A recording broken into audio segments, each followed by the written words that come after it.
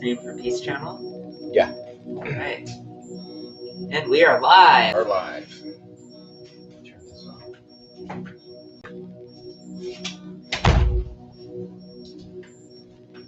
So we're broadcasting from Leo's lair, hidden on the island of Alameda. In a secret location. Secret location somewhere on an island. And behind us, we're broadcasting, we have Halo. So the computer behind us is actually what we're broadcasting from. Yeah. And there's some other equipment running on. So this is just the first of like several general discussions and some other very specific discussions we'll have in the future about the nature of our artwork, our scientific research, our discoveries, and all of that. So if you have questions about anything, leave them in the comments, and we're going to start being active on here and sort of building up to what I think is a pretty important announcement. Don't you think? Oh, yeah. And what we believe that we've created and is sitting right behind us and can show anybody who doesn't have a box of rocks to throw at us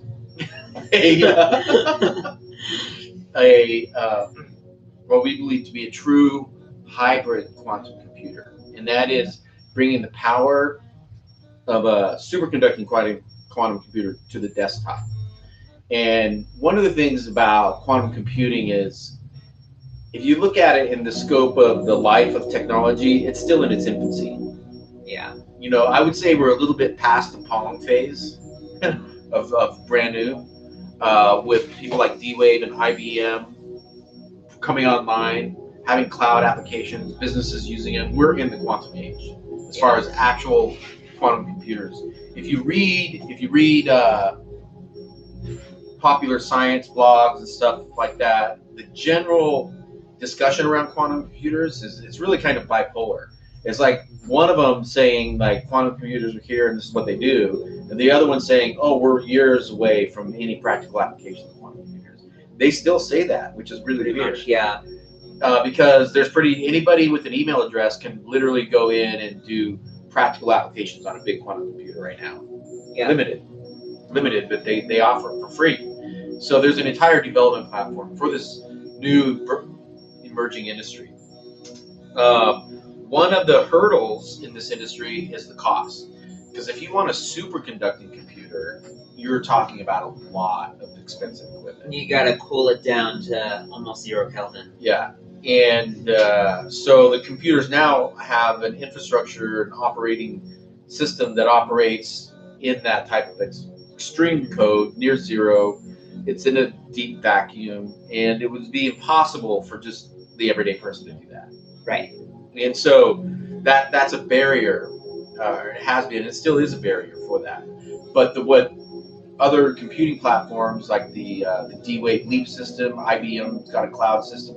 Matter of fact, I believe Amazon's AWS just incorporated the D-Wave.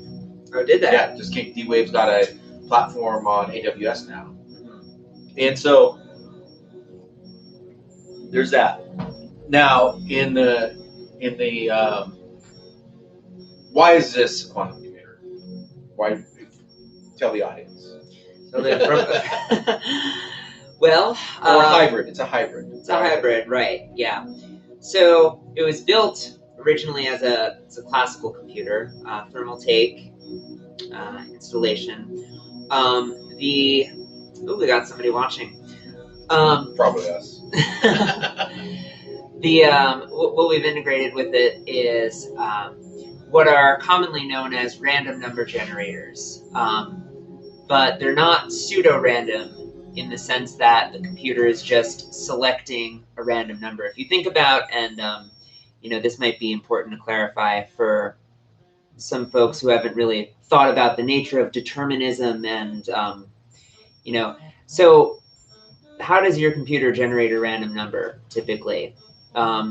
It really can't. It can't think of a number like humans can.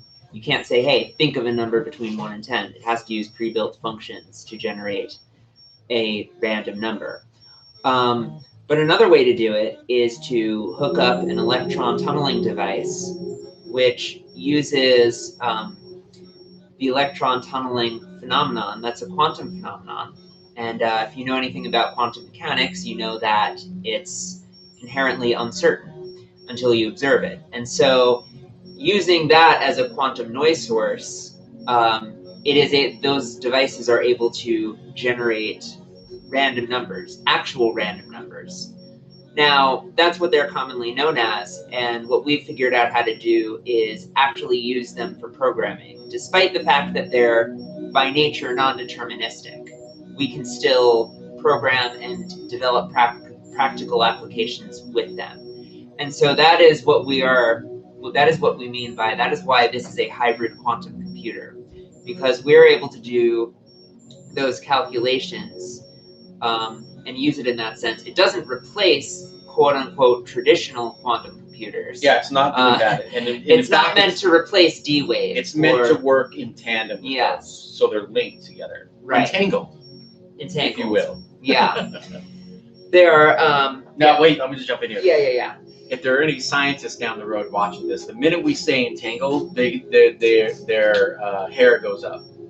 Because they automatically assume that we're not using the phrase correctly. Because entanglement in a controlled system is hard to maintain. So they're going to assume that we're talking about the same type of entanglement. Yeah. And that's not what we're doing.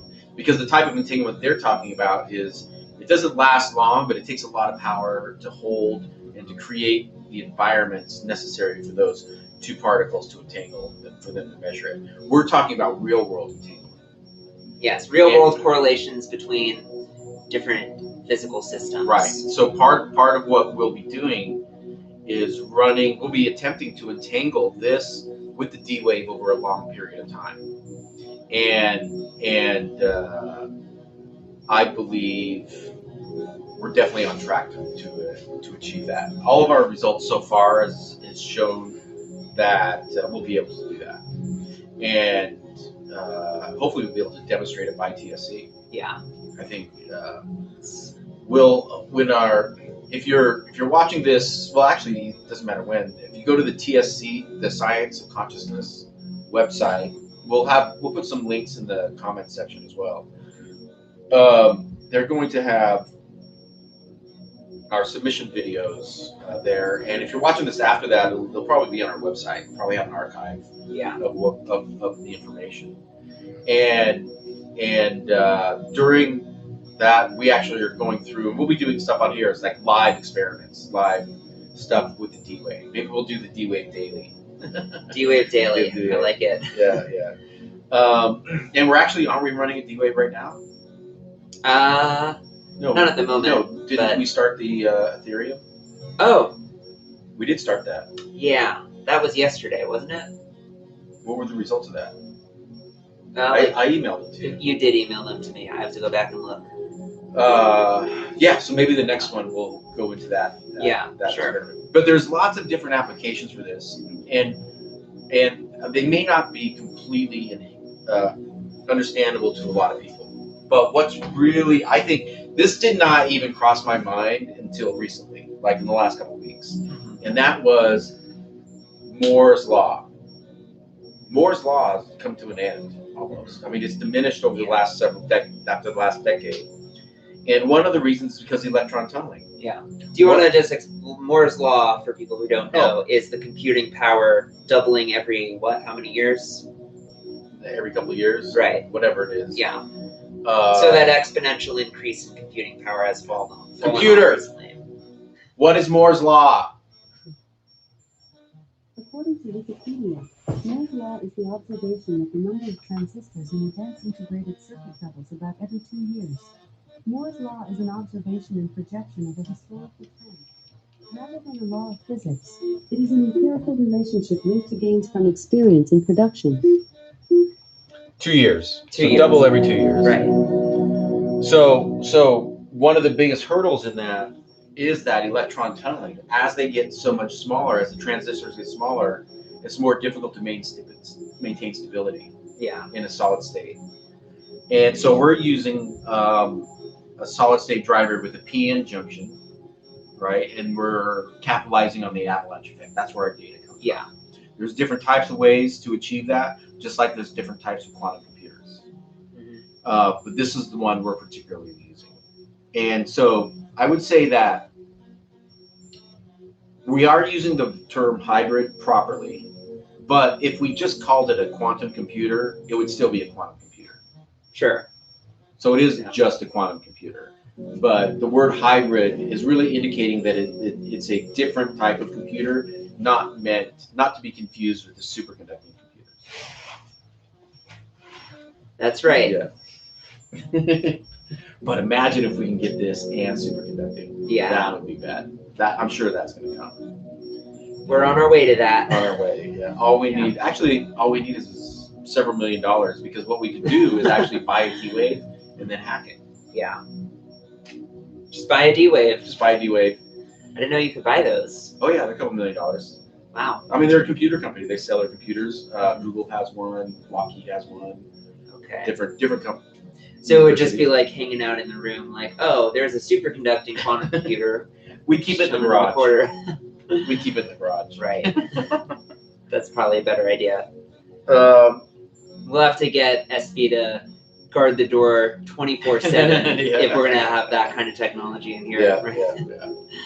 So in addition to the computer itself, I mean the environment, the room behind us, I call a biodynamic quantum computing environment, and this is a re-representation of an installation we've done at Maker Faire, World's Fair. All kinds of stuff. Thousands and thousands of people have gone through our installations, and they are often described as transformative, and almost always. Yeah, and very few of the thousands of people that have gone through it, almost no negative and very few neutrals, and so I just bring this up because we know that there's a strong inherent need for this, and that people know that they've been told their consciousness doesn't play a role in their actual outside life. And what we've been able to show, and what we can show with right behind us, consciousness does affect the material plane. Just the energy from your life force has an effect. And we have the ability to in a way, capture some of that effect, reconvert it into digital code, and reinterpret it in many, many different ways. So it's kind of like if you're in a submarine. I was in the military and I was on a sub hunter. And so if you're, one of the things we had was called a sonar array. It was basically a 300-foot tail. The ship was only 300 feet long. So it was a giant tail about this big. There was a giant sonar beam. It was massive. Wow. Right? And it would just coil up in the back of the ship. It was huge. And it would just trail behind the ship and send out these massive, and you could see all kinds of stuff out there. But unless you're really trained about what you're looking at, it just looks like blips and blops. Yeah. It just doesn't even work. But if you know what you're looking at, and you can track things. So the art of it comes in is like when they see a blip, is that acting like a fish? Is it acting like a submarine? Is it acting like a submarine that's acting like a fish? What are we actually looking at? And so there's an art form sort of to that. And so what we're doing is kind of looking for blips. We're looking for blips and data streams. And the blips come from all kinds of things. And part of what we do, and through what we're calling coherent sampling. And if you look at the language, like right here is the language of quantum physics right here, a lot of it. Flow.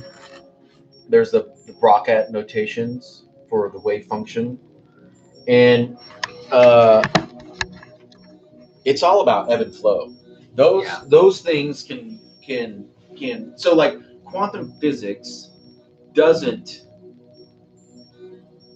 only exist in controlled experiments.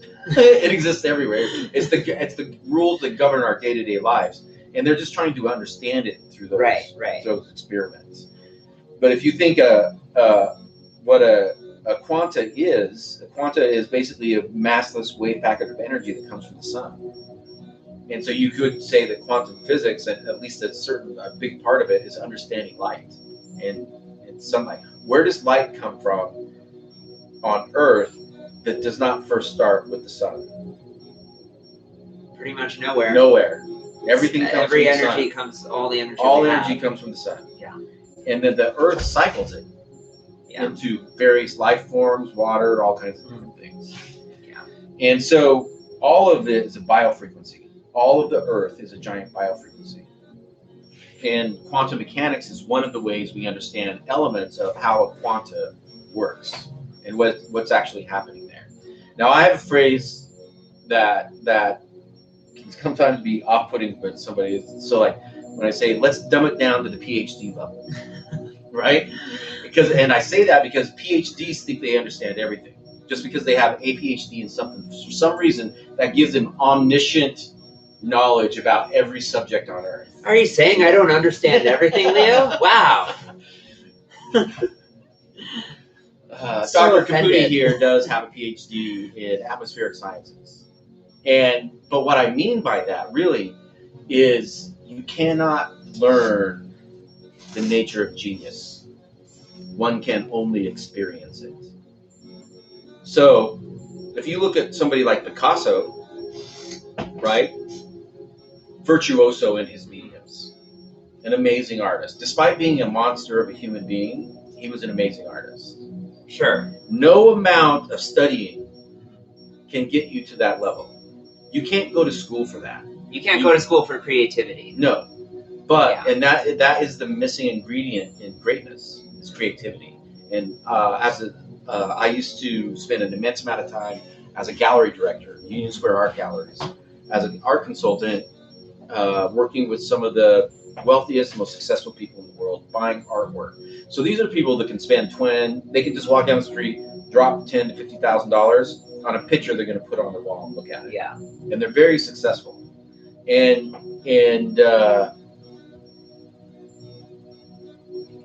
they recognize, they see something in those artists that they see in themselves, right? There's a reason why art costs the way it does. But you cannot write a PhD thesis on the intaglio printing method and the oeuvre of Picasso, and that somehow gives you an insight to genius. Right. And so actually, yeah. And so when I say dumb it down to genius to PhD level, it's taking it from how it works in the real world. So like if you understand something inherently how it works in the real world through intuition or something else, right? You might have to dumb that down to a PhD so they can understand it. Yeah. I was just going to jump in on the creativity aspect. Nobel Prize winning scientists are 2.5 times as likely as non-Nobel Prize winning scientists, still scientists though, but non-Nobel Prize winning ones, to also be artists or musicians. And so if you ask people like, well, what's your take on that? Most people would say, well, they're just really smart, and so they can just do everything. But if you actually talk to them, they'll say, no, my great ideas come from the fact that I have something in my life that is stimulating creativity. Yes. Anything of that sort. And there are, unfortunately, I mean, a lot of people that go through their, PhDs and not really bring in a whole lot of creativity to it. There is some level of creativity that's kind of required, I would say, for putting together an original idea about in making a scientific discovery, how the world works and all that. But if you really want to take that to the next level, it's about how do you integrate multiple disciplines. So my background in atmospheric science, it's not like, oh, I just know how to forecast weather and it's just an knack. It's just I know a lot about that one thing, but I'm not qualified to talk about this, right? That's some people have said that. Sure. And like that is a complete misunderstanding of knowledge. Anything, but really anything I've been doing in the last 10 years, including in my PhD, because if you look at my thesis alone, it integrates chemistry and physics, and also a little bit of metaphysics and philosophy and policy and all of that, and it ties it all together. And so, where was I going with this? Is That is Creative aspect. right. That is the creative aspect of it, and we need to value more scientists who also want to will also do art, because they're not separable. And the conventional university level thinking would be, oh well, they're just doing an art project on the side. That has nothing to do with their research, or if anything, that's taking away from their research. That's time they could be spending in the lab that they're just instead wasting on composing music or whatever. And so that is, I think, the core of the cultural problem in mainstream academia right now. And all those successful people, I shouldn't say all of them, but many, a very common occurrence that would come up during conversation would be, well, you would never ask somebody what they do until after they're a client and stuff. When you get to know them pretty well, it comes up, well, so just curious, what do you do that you can drop 50 grand on a piece of paper, and in those discussions, all kinds of things would come out. Oh, I'm an accountant, I'm a baker, I make tiddlywinks, whatever. There's there's so many amazing ways that people can become successful. It's just crazy. And but the one thing that would always come out, they would say, "Oh, what I do is really kind of more of an art form." It's what really made me successful was not the stuff I learned in school. It's the stuff that came up, and I can say that this is an example of that. Yeah, absolutely. Nobody told us you won't find you're not going to go out and find examples of this out there. This is not science that's just presented as a work of art. This is science that is, how do I say this? It necessarily, this instrument that detects what it detects has to be a work of art in order for it to work. It's designed. Yes. It's designed that the aesthetics are a part of it. Yes. It's not like you could take this and hide it away in a dark room and it's going to work exactly the same.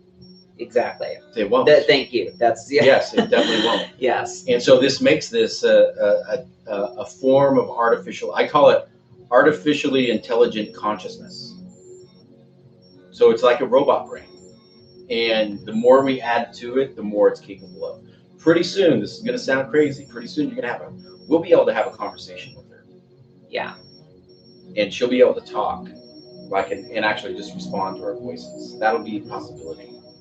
But it's that itself is not groundbreaking. Right. A talking robot we're not. So you couldn't compare us to the talking robots that are out, because what we're working in is non-deterministic programming, which is radically different. Yeah. So in traditional artificial intelligence, you can no matter what happens in the field, you can re-engineer it and determine every bit and say why it did this, why it did that. You can re-engineer and backwards reverse engineer everything, right? And with this, you can't, because the noise source is truly random. There's no way for us to know what's coming in. So the art form of this is knowing how to configure a truly random noise source into an array to where you can actually remove the non-random components of an otherwise chaotic system. So what we're working in is like looking at strings of data flowing through a very chaotic system. Most people, when they look around, imagine for a second if you could look around and see all the radio waves and all the electromagnetic waves, Wi-Fi, because we're sitting in an apartment complex. There's people above us, below us, all around us. A lot of those signals are crossing paths with us. Yeah. Think of how many cell phones are within our distance. Yeah, a lot. Hundreds. It's a lot. And it's not on right now, but we can turn Halo into a little satellite that can capture everything around us. Every Wi-Fi signal, every Bluetooth signal that comes within 50 feet of here, we can capture that. Legally. It's a lot. Legally and ethically. Yeah, legally. But we can capture that and count it and actually do it, and it's an immense amount of data just sitting still. So imagine what that does to our body, to our consciousness, And we're all part of that. So as we travel through space, not only are we affected by all those, but we're affecting them back, because that's just how reality works. You can't unring a bell just because you don't want to hear it, right? Causation is causation. Yeah. And so that's what we're doing here, is kind of sifting through the chaos of causation at the subatomic level. And what we've done is we've revealed and really identified a different layer of reality where the laws of probability and chance are still in play, but they're chaotic and quantum in nature. Right. They're not observable deterministic. They're non-observable. Right. So we can affect them though, and we have the equipment. We'll do a tour later on. I think we'll stop this one at 30 minutes. Okay. Just a little intro. Yeah.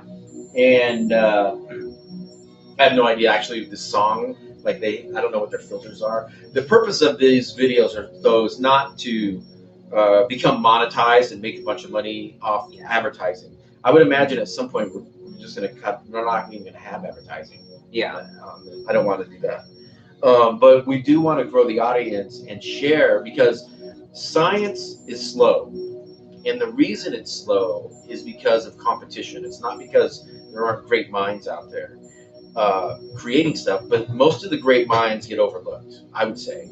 Yeah. Because there's a hierarchy in place that you have to come from the hierarchy to take advantage of the hierarchy. If you're not already in the hierarchy, it's really hard to do that.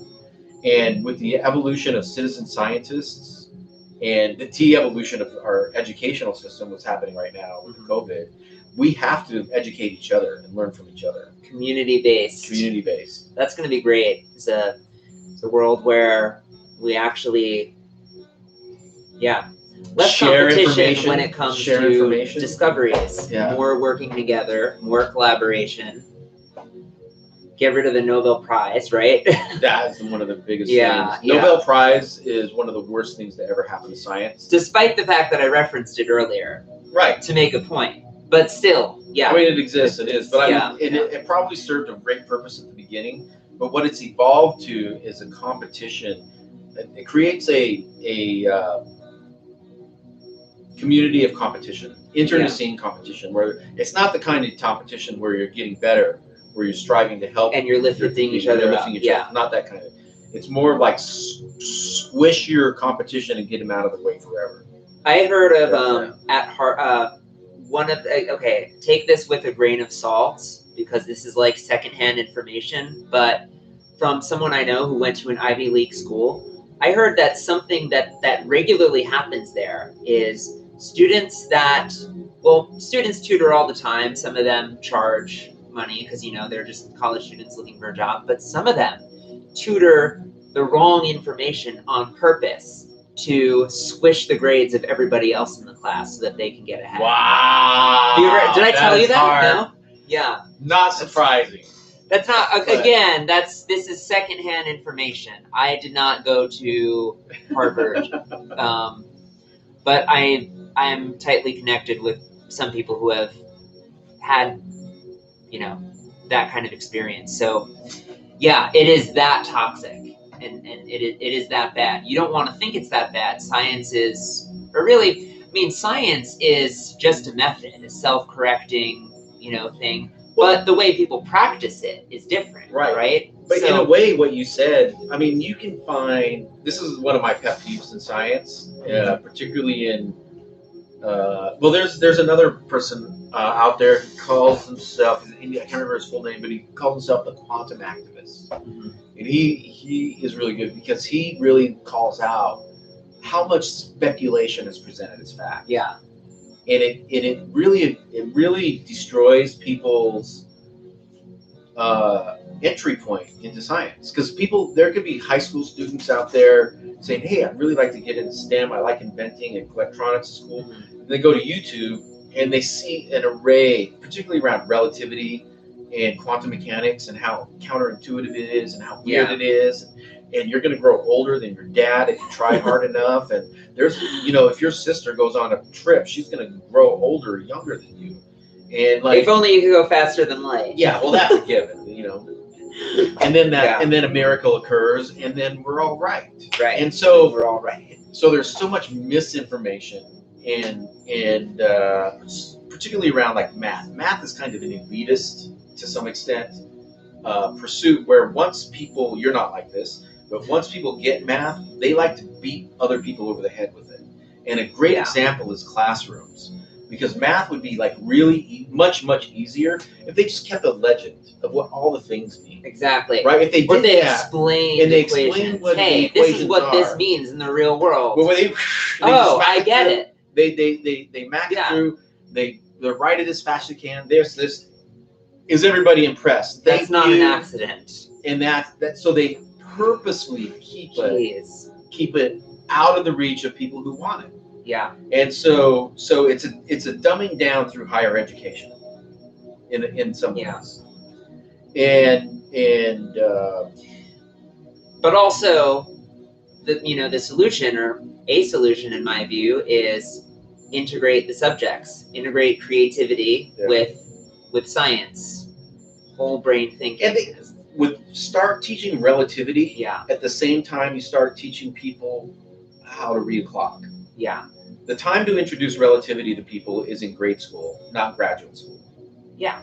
And that's another one, like reserving the best information about the nature of reality to PhDs. I mean, the kids are going to understand it better before it gets beat out. Everything's beat out of them. Well, yeah, because when you're little, up until I think age 8 or so, you're kind of just, or 7, Sponge. I think. You're just downloading information. Yeah. You're doing less. And so it's like once you get to that PhD level, it's harder to like question your own reality, which quantum mechanics and relativity kind of make you do if you really understand them at any level. And see, I don't find them confusing at all. Right. Once you take all the speculative drivel out of it, which is most of what's presented first, then it's not that difficult. It's sure. Once you understand the variables and the causation and sort of, I think the superposition superposition. It was a name they described. Think of when that word started being used. Mm-hmm. I don't know exactly, but I mean, it's been a while. Right. Yeah, decades. Many decades. But yeah. So the electron tunneling and stuff like this didn't necessarily wasn't fully understood. Right. You know, and it still isn't. What am I talking about?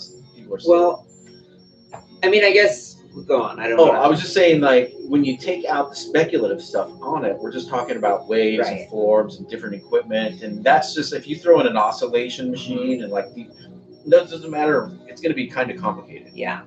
If you walk into the command information center on a Navy warship, most people, even if they had a PhD in something, would not know what to do. Yeah. So. Absolutely, yeah. Not unless you have to be trained on that, and you have to be trained on it, right? And I think, well, the point I was getting at is that the nature of uncertainty itself is something that we're kind of taught through grade school to not be comfortable with. It's kind of presented, okay, you can just learn physics. If you can't prove it, it doesn't real. Well, but uncertainty is provable, though, or basic, as provable as anything gets. No, I don't mean science, that. I but mean, like, if you can't lock it down into a definitive, like, uncertainty, right, does not equate generally with answer. When somebody says the answer is uncertain, they're like, well, you don't have the answer. Exactly. That's why people are uncomfortable when they're first presented with that idea, which. And that part is not speculative. That's known, is that there is some inherent uncertainty. But that's also in pop nature. Culture. It's also all that is mixed in with when you travel at the speed of light, you're going to grow younger. Time stops. Like, they associate. There's never been, to my knowledge, one experiment anywhere that can draw a definitive correlation between age and time. You cannot correlate the aging process of a human body with time. They're not the same thing. They're not the same thing. You couldn't say this person is going to grow this much in this period of time and apply that to another person. Right, because time affects everybody differently. People do, right. There's, if one person smokes every day versus the other person eats healthy, that right Right there, there. that's one thing, but that's going to affect the aging process. Right. Which is is really, it's an expression of entropy, which is a function of time, but they're not the same thing. Right. Um, So when people see this time fluctuate, they make this leap that, oh, well, if time is changing, then my age is changing. right. Because time and age are the same thing. That's what people think. And if you look at all the pop science and the relativity videos that lead with that, it's amazingly appalling how many of that is presented as absolute truth. Right. And so that what time equals age equals time. If you're a 16-year-old person thinking about going into STEM, and you look at some videos and they're like, it completely defies your own personal intuitive intuition. Yeah. What are you going to do? You're going to be like, maybe that's not for me. Yeah. I want to go where things make sense. Right? That's what we generally do. Yeah. Not Crazy Town. You can go to Crazy Town if you got lots of support, if you've got tons of other people that have been to Crazy Town before you, and they'll take you there, and they'll usher you through the whole thing. Yeah. And your parents are supportive of Crazy Town, then that's not a thing. But if you're on the outside and you know you got to work, you know it's going to be a struggle no matter what you do. You're going to take the path of least resistance. Yeah. And if the path of least resistance is sports or or trades or something like that, that's going to be it. So I don't think these things we're discussing are just flaws in the system. You know, I wouldn't even say that they're specifically designed for that either. What I'm saying is they're systemic components that keep people from educating. Absolutely, yeah. Not the other way. So, but if you look at the act of the videos, they're put out by scientists who believe they are educating people. Right. The paradox. Yeah. Okay, so that was 37 minutes. That's pretty good. We're just going to try to get in the habit of doing this on a regular basis and grow the channel and do that. So whenever I'm here, we'll. Yeah, we could also do a Zoom. Yeah. We don't need to do it from. I can always just do that. But we'll have to test. This is a YouTube. We might try it on Twitch. We might bounce around a little bit.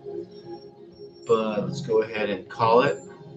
Bye, everybody. All right. You can check out our website, pcinc.me or haloai.me. And more to come later. Subscribe and see you next time.